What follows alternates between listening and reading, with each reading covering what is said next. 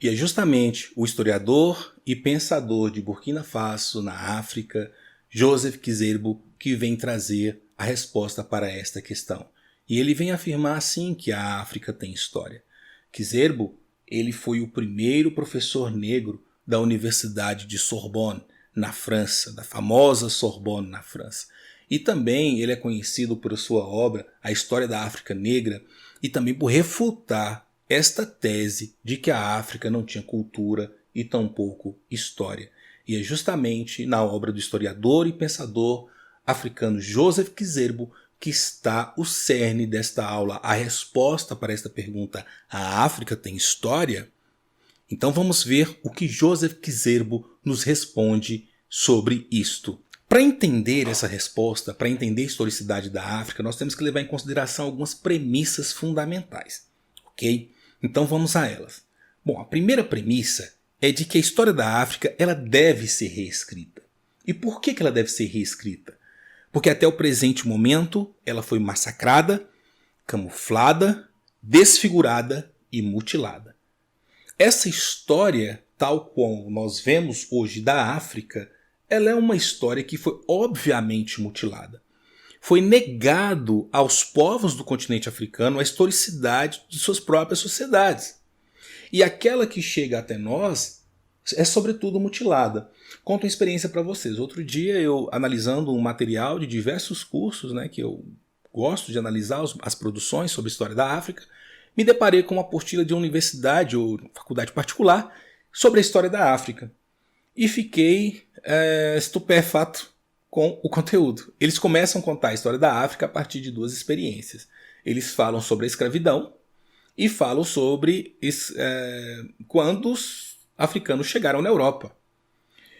Ou seja, essa maneira de contar a história da África é negar a própria voz dos africanos na produção de sua própria história. E nós vamos ver a necessidade disso aqui neste curso, nesta aula, neste módulo. Perfeito? Então a primeira premissa é que nós temos que entender que essa história precisa ser reescrita. E este curso tem esta função, sobretudo, colaborar para a reescrita da história de África. A segunda premissa é que não se trata de construir uma história revanche. Não é porque a história foi negada que nós vamos construir uma outra história para rivalizar com a narrativa europeia. Não é isto. A história não foi feita com a história não tem este objetivo. Já dizia um grande historiador que é função do historiador lembrar a sociedade daquilo que ela quer esquecer. E é nossa função aqui trazer justamente tirar do esquecimento as narrativas e os processos históricos que definiram as sociedades africanas e não construir uma história revanche, porque construir história revanche é brincar com o mesmo que as narrativas eurocêntricas fizeram. E uma hora essa história pode voltar como um bumerangue e fatalmente ser destruída. Então, o processo histórico não pode ser feito dessa forma. Ou melhor, a narrativa, a construção da narrativa histórica não pode ser feita dessa forma. Ou não deveria ser feita dessa forma. Então, o propósito não é construir uma história que seja revanche. Uma história para rivalizar com a narrativa europeia. Tá bom? Duas premissas extremamente importantes. Vamos à terceira premissa. É preciso reconstruir um cenário. Quando nós falamos do cenário, nós estamos dizendo do contexto, compreendendo aquilo que está como pano de fundo para as ações históricas dos homens. Lembrando que a história é justamente a ciência que estuda as ações dos homens no tempo.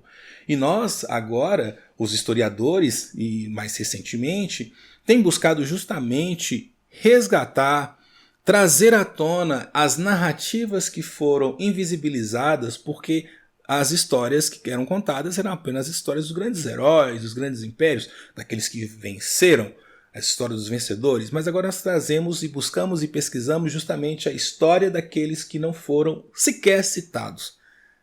Tá bom? Então é importante reconstruir o cenário, o contexto onde essas coisas aconteceram, onde essas ações se definiram e foram articuladas. Uma outra premissa extremamente importante é que é tempo de modificar o discurso. Nós vivemos uma situação em que a negação ela leva a tragédias. A experiência da Segunda Guerra Mundial trouxe à tona a capacidade humana da crueldade, que é justamente ter matado 6 milhões de seres humanos apenas por serem judeus. Quando eu digo apenas, não estou ignorando todas as outras questões, mas eu digo que foi fundamental e importante que esses seres humanos definidos como raça judia foram justamente ou injustamente massacrados. Então é importante entendermos que a história ela precisa trazer à tona essas questões, porque nós precisamos resolver determinadas questões do nosso presente, questões da humanidade, para entendermos como que os conflitos nascem, para entender até onde o preconceito é capaz de destruir uma sociedade humana. Uma outra premissa importante para você, meu querido aluno, se você está aqui no Brasil, mas eu tenho alunos que são do continente africano, eu tenho alunos de Moçambique, de Angola, tenho aluno de Guiné, tenho alunos que estão na Europa. Então, eu quero dizer para vocês uma afirmação que o Kizerbo fala, que é importante, principalmente para quem é africano entender. E para nós também não somos da África, não moramos, vivemos na África, entendermos também. Que a história da África ela não pretende ser um espelho de Narciso. Sabe? Lembra do Narciso que se apaixonou por si mesmo a ponto de morrer? Ou seja, criar visões essencialistas sobre o continente africano. Ou mesmo ufanistas. É preciso ter cuidado. E como historiador, eu preciso saber lapidar e saber também caminhar por entre esses terrenos que são minados. Então é importante que se entenda que não pode ser um pretexto sutil para se abstrair das questões da atualidade. Porque tem questões que foram definidas no processo histórico e outras estão sendo definidas no momento presente. E fazer parte, inclusive, do momento presente torna complexo fazer história do tempo presente.